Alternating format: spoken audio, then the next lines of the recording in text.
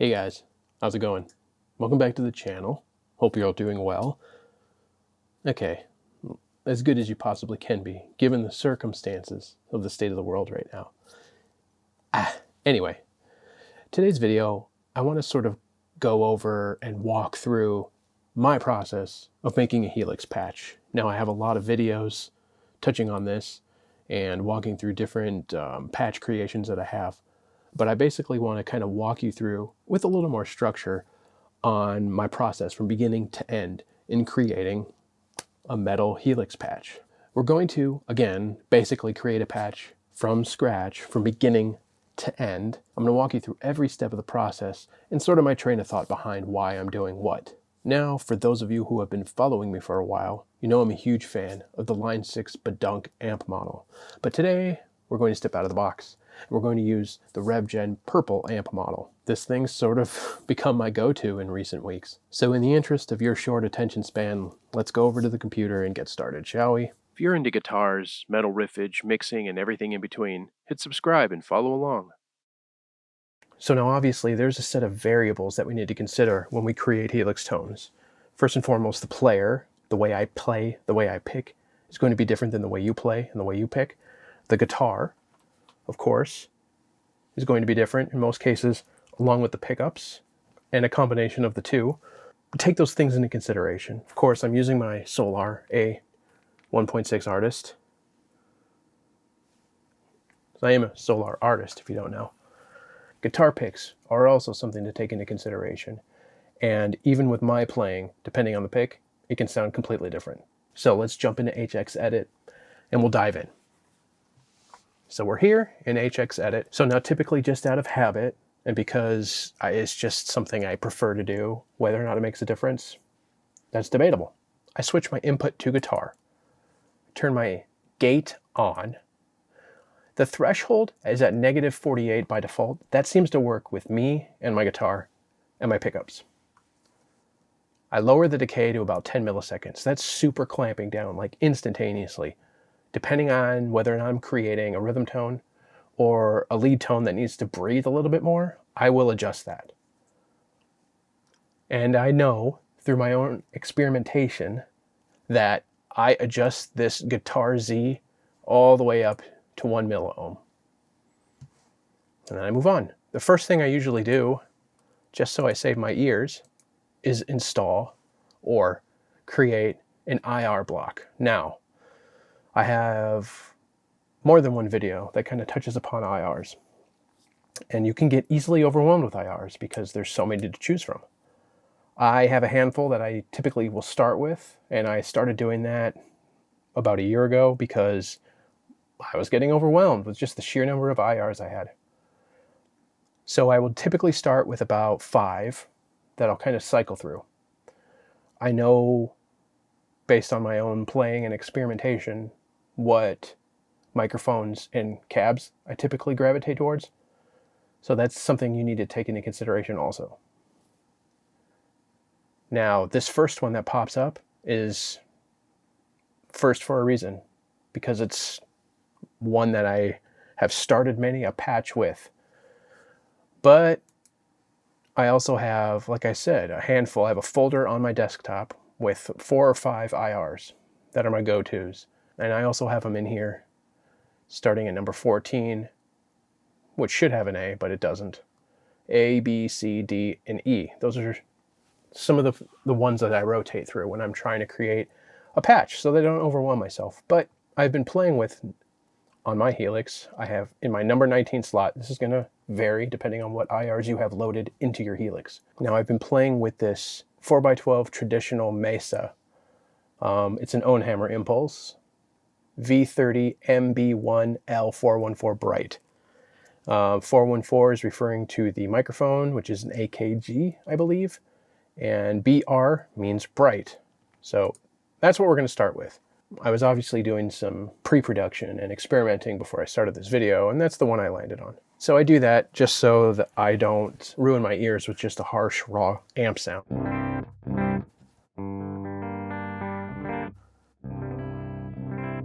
Okay.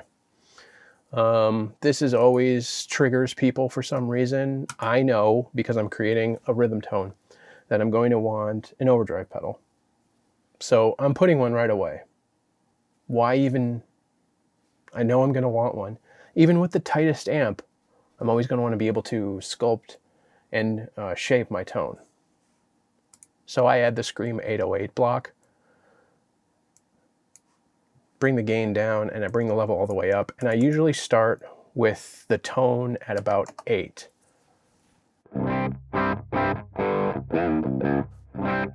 Cool. Obviously that doesn't sound like anything because it's just an overdrive pedal into a guitar cab. And we said we were going to play with the Revv Gen Purple. So let's load that up.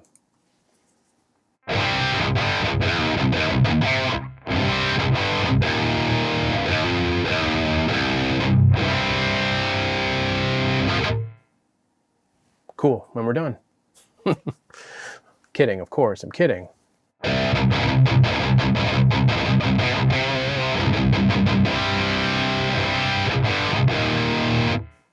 All right, now, since I've had my Helix for a long time now, a couple years, and I've watched many a video, I've learned a lot experimenting and playing, I know that there's a few things that I like to go to. So I'll turn the hum down because that's just basically noise.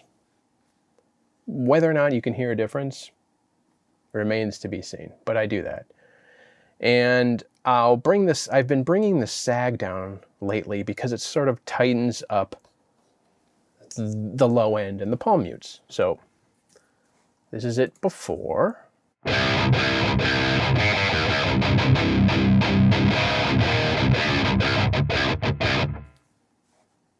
And we'll bring the sag down to 2.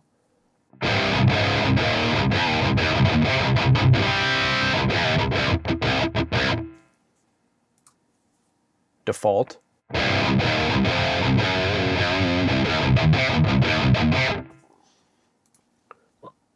Sag down to 2.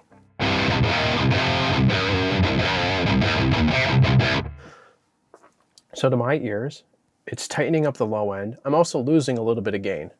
So I will bring the drive up to 5. I don't want to get too crazy.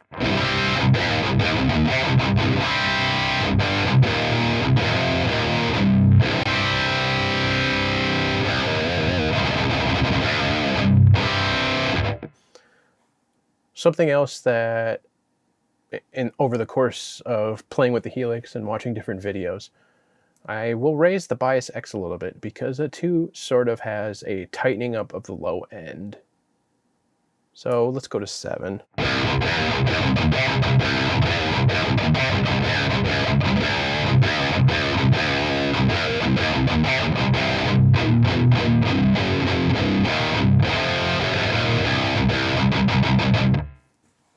Before.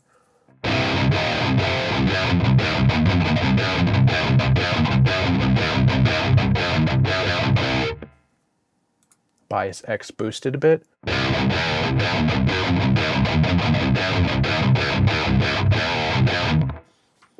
So to me, it definitely is tightening it up. Cool. And then, you know, you go through the basic settings. I know I don't like on this amp, let's boost the aggression to 1. So it goes from 1 or 0 to 2. I notice putting the aggression at 1 definitely seems to help. It fills it out. There's some more body, but we're still pretty tight and articulate.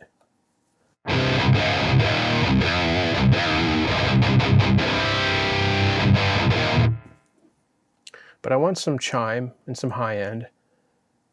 So we'll do that. I'll bring the presence up a bit.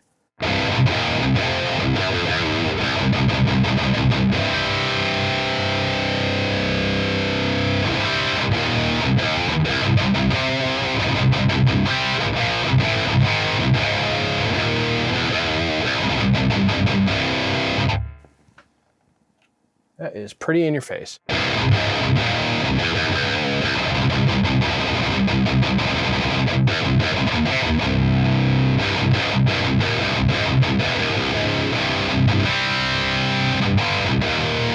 Cool.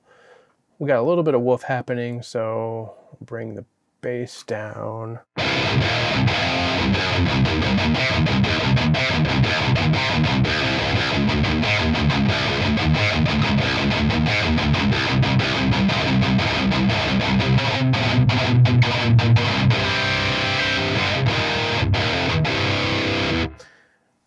Now, with the Revv Gen Purple, I've noticed you can go from a super scooped, kind of like old school 90s tone to a more modern sound, and I like to lean a little bit more towards the modern nowadays, so I'll bring the mid up on this thing.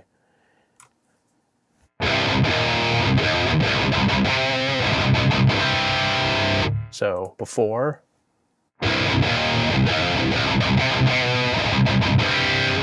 definitely a good tone right there, but I prefer a little more mids. So with the boosted mids,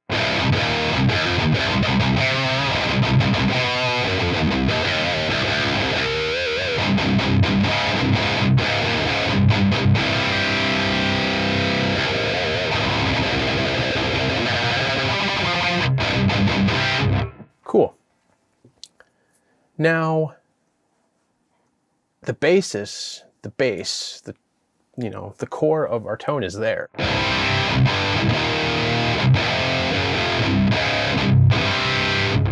But there is a lot of hair, a lot of high end, a lot of sizzle, and some of that, you know, what some people would refer to as that digital fizz.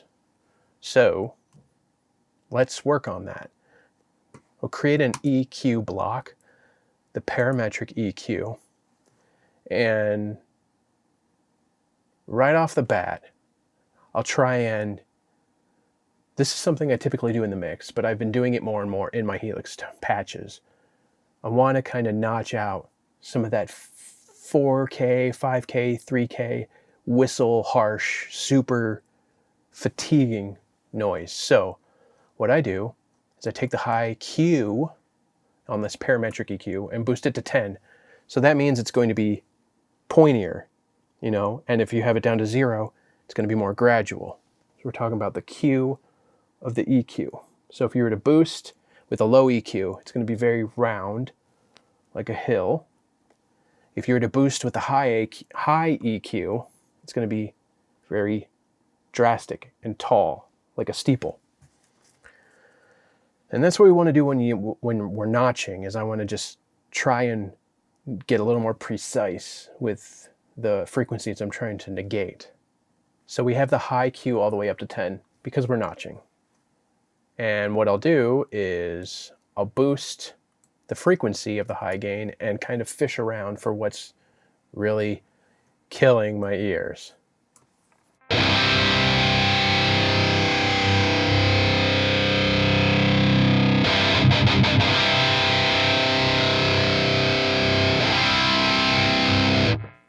That seems to be the most egregious.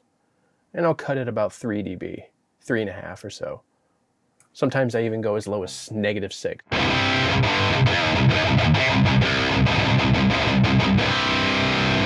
That's with and without.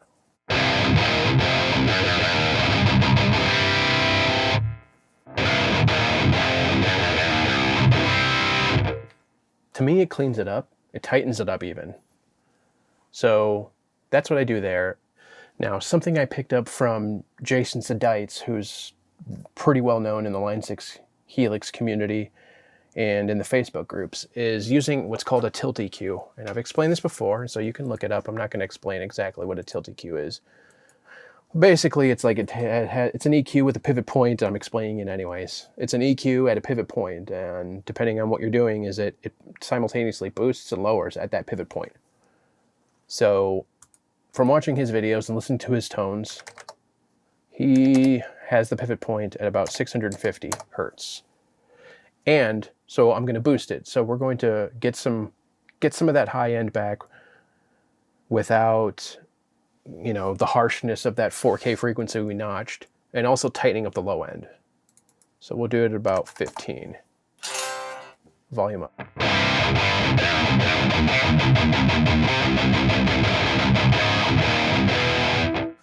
Now without.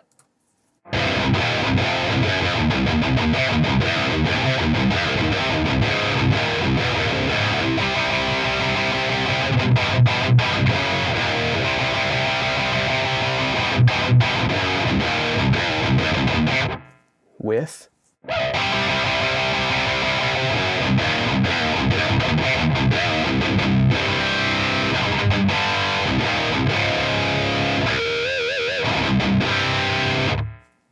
Cool, sounds good to me. We have a lot of sizzle, a lot of high end. We got a little bit of that fizz back, but we're going to control that. So I like it because it really kind of controls the low end. I feel like it's super tight in conjunction with all the other moves we made. So we're going to go back to this other EQ block, the parametric EQ, and we're going to put a high cut.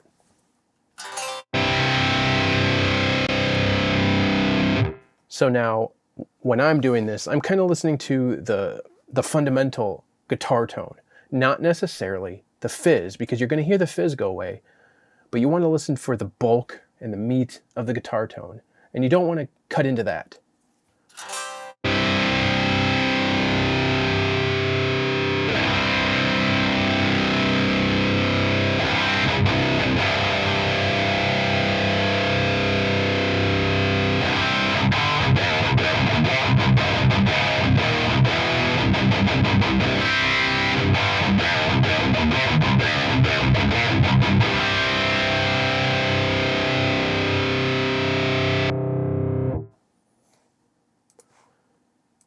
So about 15K seems to feel good to me. Without it.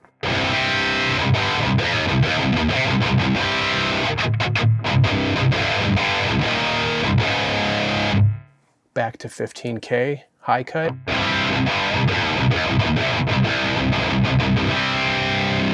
You might be able to come up a little bit.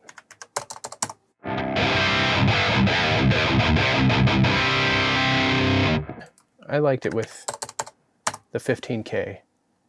Now let's boost this a little bit.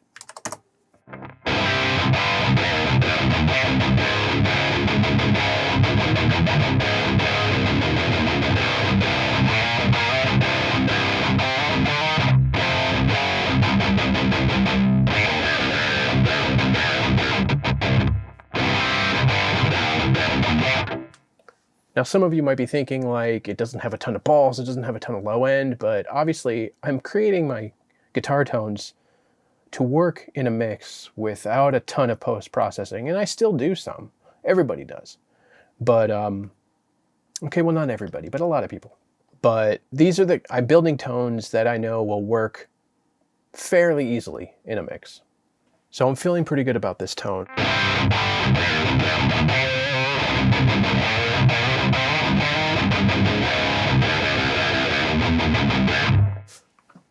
I'm going to go back to the drive, and I'm going to boost this up to 9, the tone.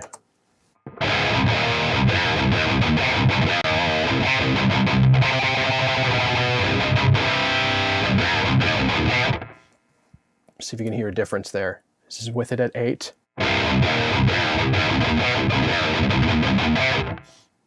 Back to 9. Kind of helps with that single note articulation.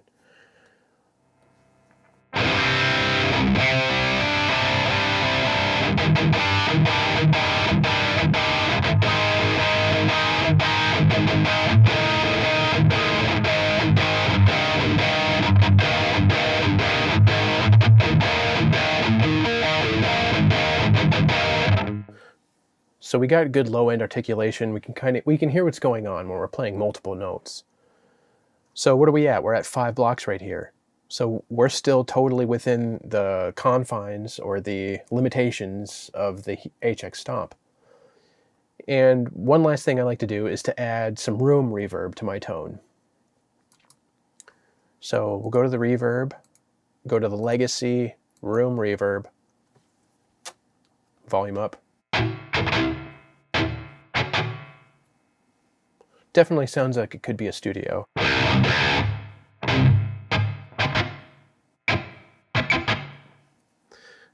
But we don't want it that wet. So let's bring it down to 17%. I have a little bit of electrical interference happening. So sorry about that.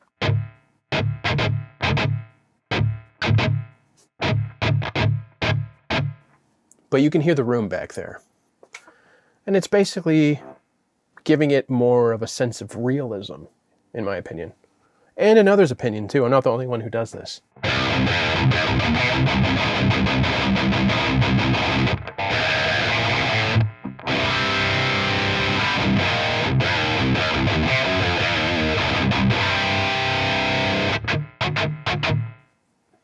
Next step is to name it.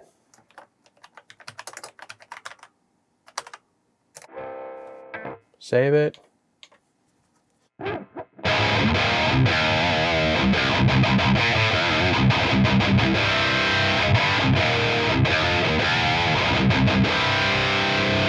You'll have to excuse the air conditioning. I apologize.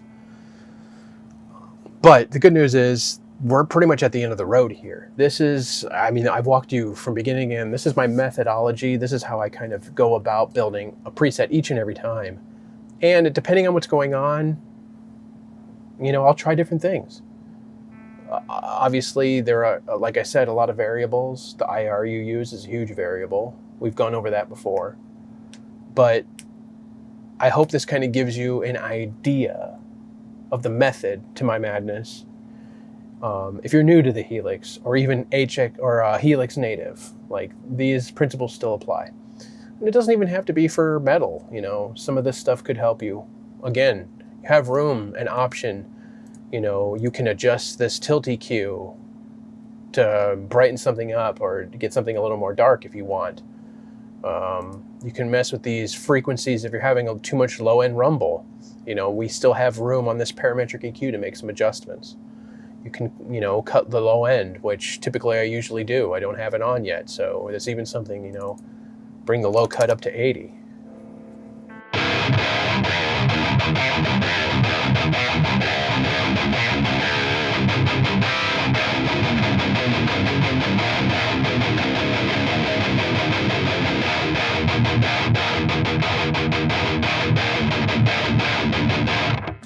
I'm definitely someone who leans a little bit more towards articulation and clarity than huge amounts of low end and bass in my guitar tones. Those of you who follow me and who've been along for the ride on this channel, you already know that.